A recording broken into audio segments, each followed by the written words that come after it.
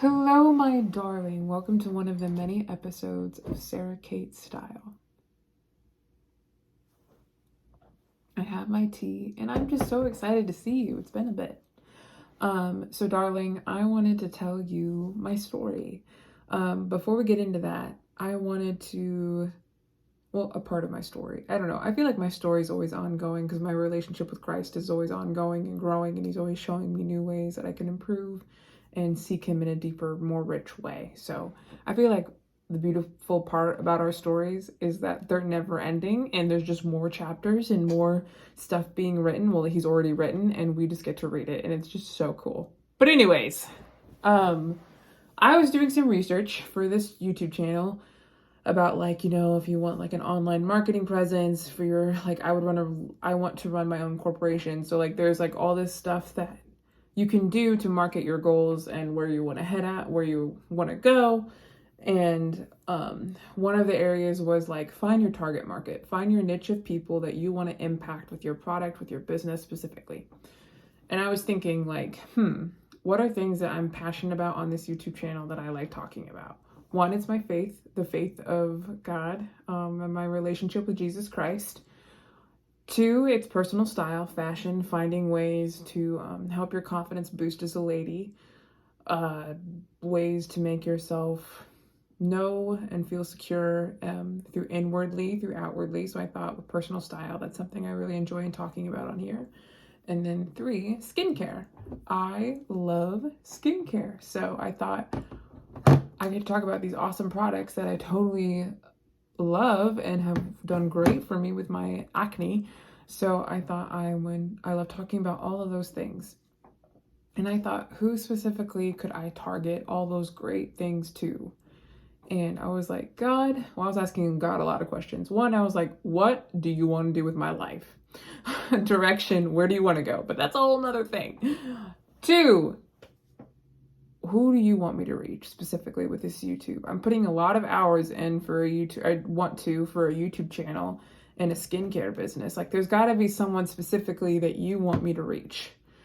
And oddly enough, it's not odd. It shouldn't be a shock to me, but women who have and experience dyslexia came in to my mind as my target market. Because I thought, who better to share my story with than a woman who wants to learn more about confidence, personal style, and skincare that struggles with dyslexia and all that comes with it. And I thought, God, you're so good. You know all these things. You're so right. That is someone I could totally impact with, hopefully, a positive story. So going into my story, I'll try to give you a quicker synopsis of it. When I was a kid in kindergarten, we had to count 1 to 100 on this little square spaced sheet, and we did 1, 2, 3, 4, etc., etc. And I was like, all right, I got this. I'm feeling real good that day. I can already kind of tell I'm not really good at school. I'm having a hard time making friends because in academics, I would raise my hand, I don't get the right answer. Kids can kind of tell why isn't she catching on? Man, children, if they find out that you're a little different, they go, ooh, like a bunch of piranhas. And everything. So I was like, you know what, today I got this. I'm going to do this. So I counted 1, 2, I think I got to 86. I couldn't quite get to 100. It was at the end of the time stop for that learning session. And the teacher was like, okay, hand in your papers.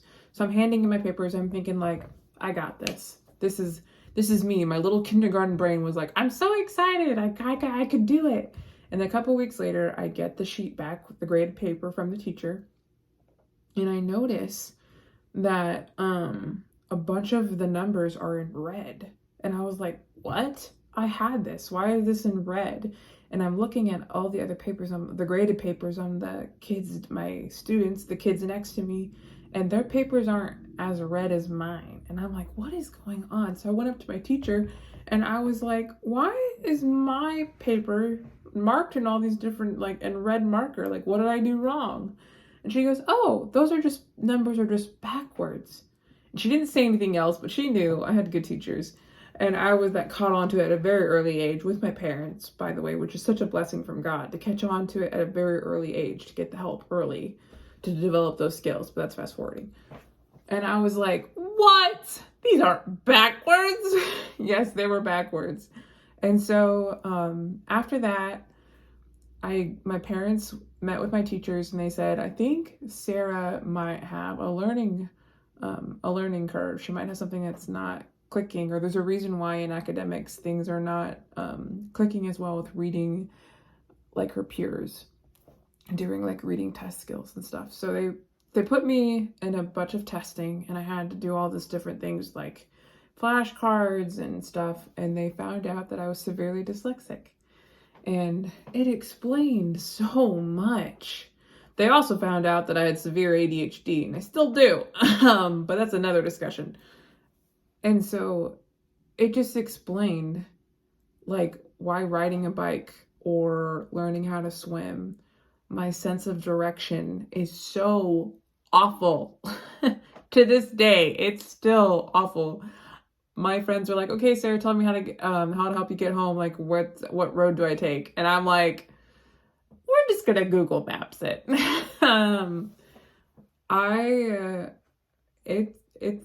It just like a light bulb went off. So, okay, I get on squirrel moments as I talk, and your time is precious, and you want me to keep going. So, they found out I had severe dyslexia from a young age, about kindergarten, first grade on, all the way through college, even up to about my undergraduate. I would meet with a teacher who kind of knew and helped with reading comprehension. I would meet with so many tutors in college. I did what I had to do to learn. And so like going in with that, there is a lot of hardships that come with being dyslexic, and there's a lot of greatness. There's a lot of blessings that come with being dyslexic. For me personally, I can't speak for the entire dyslexic community of those who experience it, but I can tell you what my story is and what my experience has been. Socially, it's helped me to connect well with people because I know what it's like. Personally, for me, in school, I obviously was not catching on with reading and writing and math. Math to this day is still one of the hardest things for me. As the other kids. So I was like friends with so many different people from so many different groups, and it's still like that. And so it's allowed me to have a special heart for making people feel included and accepted. So that is something I praise the Father for, that he has taught me through dyslexia, because I know what it's like to be an outcast. So with that, the other thing is work ethic. Probably my favorite one is work ethic, because your brain is trying twice as hard to learn, to read, to write, gym class, like all of that kind of stuff, twice as hard as the average student, if not more. So learning how to spend hours and hours and hours studying a textbook and using all 5 senses and literally just rewriting what the textbook is saying and saying it out loud so my brain hears it and knows that I'm teaching myself. You learn how to study, you just learn how to work really hard. Your capacity just grows. My capacity just grew. Sorry, I keep saying, for me, my capacity just grew so large that like when I would study, they'd be like, Sarah, what are you doing? You don't want to go like out with us to Steak and Shake at 3 a.m? I'd be like, I can't. I gotta study, because I know that if I don't, I'm gonna fail this test. Now, were there times in college I still went out to Steak and Shake at 3 a.m. and did fail the exam? Yes. But most of the time, no. So yeah, there's just so many great blessings to dyslexia.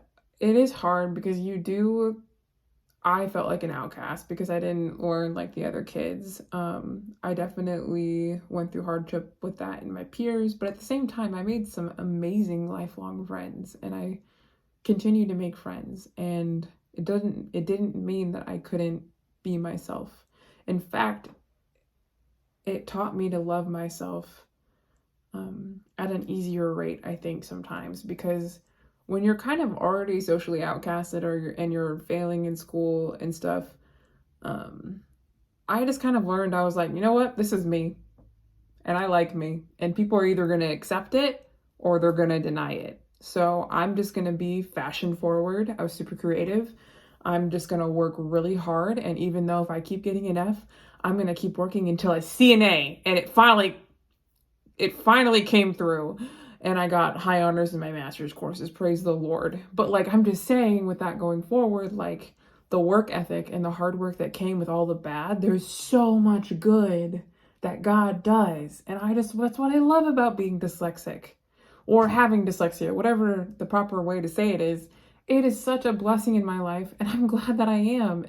It's still hard. It's still super hard. Like, it's hard. It affects everything I do. But I'm so thankful for it because it makes me work twice as hard to get where I want to go. It makes me creative. My brain thinks differently, and I like that. So if there's a way online I can, through a YouTube channel, can talk about those kind of things, and another lady out there sees it and she's like, whoa, there's someone else out there who experiences or kind of understands what I'm going through, then I want to do that for you because I want you to know that you're not alone. So, as you can tell, I'm a very passionate person. So that's kind of where I'm at in life with the YouTube channel online. I'm just being free here and sharing my thoughts. I just wanted to kind of connect with you and give you a small story about how God can use anything, including dyslexia, to show how good he is. Every time I'm on the road and I see a stop sign or I see a yield sign or something and I can read it, I'm so thankful. Because I never thought I was going to be able to read as a little kid. I mean, you know how many hours I spent working at that? Praise the Lord, he allowed me to learn how to read. And now I love to read. Now there are books piled in my apartment and I can't even choose which one I want to read. It has made me appreciate life and people and goals and relationships in my life so much. I mean, it's just been such a beautiful gift. And I think we're all hurt. We've all hurt others and we've all been hurt. And if there's a space online somewhere where a woman who wants to develop confidence and wants to feel good about how she looks and wants to feel good inwardly and wants to learn about cool products that can help with their skin, because I had horrible acne, but that's another story, that also has reading comprehension issues, knows what it's like to walk in a classroom and have the teacher call on you and have so much anxiety.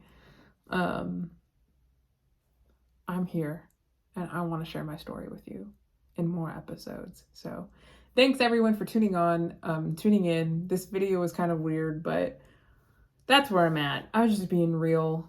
I love life. I love the Lord. And if there's a way I can talk to you about fun lipsticks and moisturizer from Rodan & Fields while telling you ways that those things have helped me become confident on such a deep level through the faith in Jesus Christ with dyslexia, then I want to do that for you. And it helps me. It helps me continue to be confident in ways that I think I am confident and that God needs to show me my identity needs to go back to Christ,